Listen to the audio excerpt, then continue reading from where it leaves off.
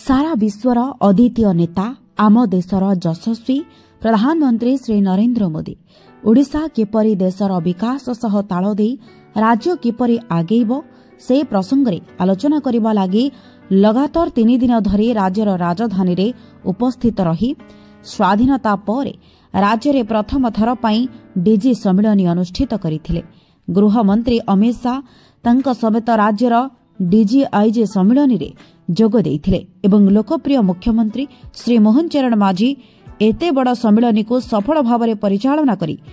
श्रीजुक्त प्रधानमंत्री को धन्यवाद ज्ञापन करी ओडिशा रे तांक ग्रस्त शेष करे निज राज्य को बाहुड़ी छन्ते। देखंतु समस्त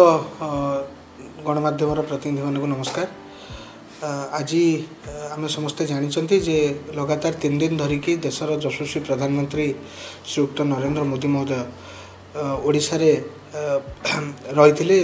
ओडिशा रे तांकर 3 दिवसीय रहिबा समय रे अनेक गुरुत्वपूर्ण उपलब्धि तथा ऐतिहासिक काम मान आमे समस्ते ताकू देखीचे। सारा देशर जो डीजी कॉन्फ्रेंस भुवनेश्वर रे आयोजित हैला ए 3 दिवसीय डीजी कॉन्फ्रेंस रे माननीय प्रधानमंत्री माननीय गृहमंत्री उपस्थित रहिबा लगातार 3 दिन पर्यंत प्रधानमंत्री आम राज्य रे रहिबा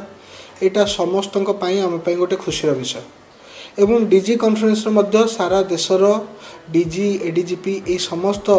वरिष्ठ पुलिस अधिकारी माने तांकर निज निज राज्य रे जो माने आईन श्रृंखलार समस्त भार निज कांधे रखिछंती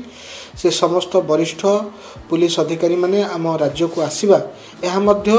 आमर नुआ भारतीय जनता पार्टी सरकार मोहन माझी को सरकार एवं सारा राज्य पाई गोटे बड़ गौरवर विषय बोली कहले अत्युक्ति हेबनी। तेणु जो भली भाव सारा राज्य पाई गोटे गौरव आसिक पहुँची नुआ सरकार मोहन माझी नेतृत्व में ताकू होस्ट करुचंती सारा राज्य आज खुशी अच्छी जे सारा देशर समस्त पुलिस विभाग सर्वोच्च